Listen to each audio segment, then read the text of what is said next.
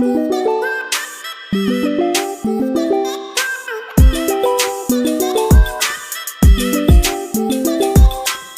आज आम जाना दलपति पद तुमको साजे अभ्यास कार्य।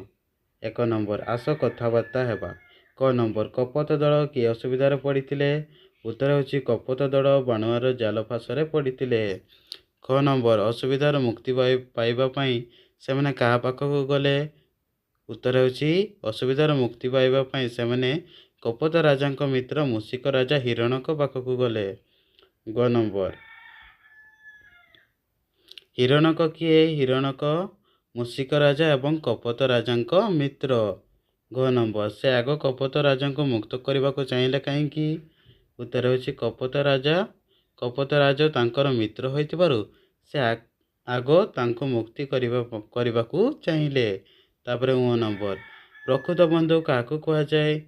उत्तर होची जे बंधु विपद बेड़े साहाय्य करे तांको प्रकृत बंधु कहा जाए। 2 नंबर खाली पाद पूरण करिबा।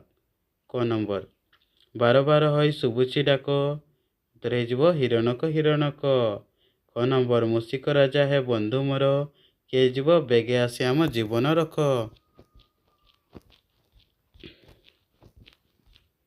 तापरे ग नंबर देख पुराण बिकड़े सरग मिली किए जीव तागरू नथिला उपाय आमर आउ।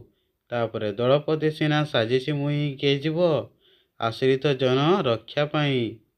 तापरे मो नंबर दलपति पद तुमको साजे ये किए जीव आदरस तुम धन्य सखा।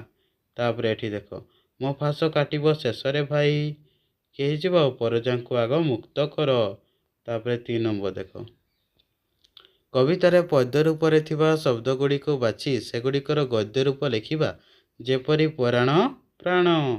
1 नंबर बार बार किए जीव बारंबार पुराण बिकड़े प्राण बिकड़े मुक्ति मुक्ति अल्प अल्प आदरण आदर्श प्रजा प्रजा शक्ति शक्ति।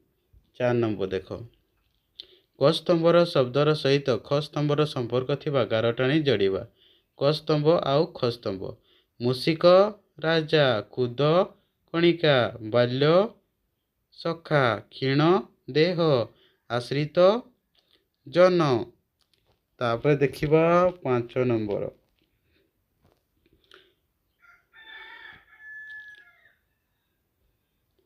तड़े गार दि जाउथिबा शब्द गुड़िक जो बुझाऊँच कवितारू खोजी से कठोरी लिखा। क नंबर मूषिक राजा है बंधु मोर एठी मोर क्या बुझाऊँच कपत राजांकर। तापर ख नंबर बेगे आसे आम जीवन रख किए जीव आमटा कपत मानकर। ग नंबर दशा देखी से तो हईले काबा एटी सेटा किए जीव हिरणक। घ नंबर नथिला उपाय आमर आउ किए जीव आमरटा कपत मानकर। मो नंबर तुम्हें ही पारिबा मुक्त करे एठी तुम्हें किए? हिरणक। बंधु निकट गले से किए? हिरणक। तांको पाई पछे जीवन जाऊ एठी तांको किए? आश्रित मानक। जो नंबर आदर्श तुम धन्य सखा एठी सखा किए? कपत राजा। तापर 6 नंबर तोड़ शब्द गुड़िकर अर्थ बुझाउथिबा आउ केतोटी शब्द लिखिबा। क नंबर बंधु किए जीव बंधु का कौन कहे? मित्र सखा राजा नृप नराधिप काबा आश्चर्य विस्मित पथ बाट पंथा देह शरीर काया। तब नेक्स्ट नंबर देख यही पद्धतिर अर्थ निज भाषा बुझाई लिखा। आश्रित जन रक्षा पाई दलपति सिना साजिशी मुही किए जीव उक्त पद्यांशटी साहित्य कुसुम पुस्तकर दलपति पद तुमको साजे नामक कवितारू आनीत। यही प्रसंग में कवि डॉक्टर नटवर साहू कपत राजा आश्रित मानक प्रति थिबा मनोभावर परिचय देइछंती।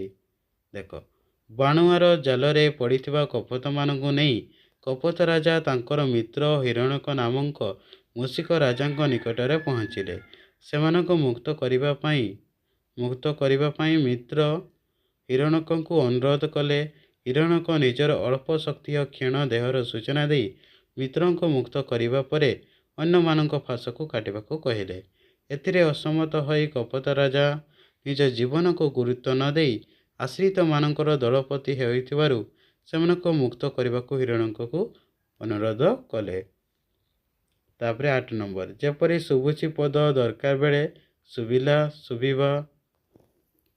ଶୁଭିବ ହୋଇପାରିବ ସେହିପରି ତଳେ ଦିଆଯାଇଥିବା ଶବ୍ଦର 2ଟି ଲେଖାଏଁ ରୂପ ଲେଖିବା। ଦିଆଯାଇଥିବା ଶବ୍ଦ ଦେଖ, ତାପରେ ଏଠି ନୂଆ ରୂପ ଲେଖିବା ହେଲା।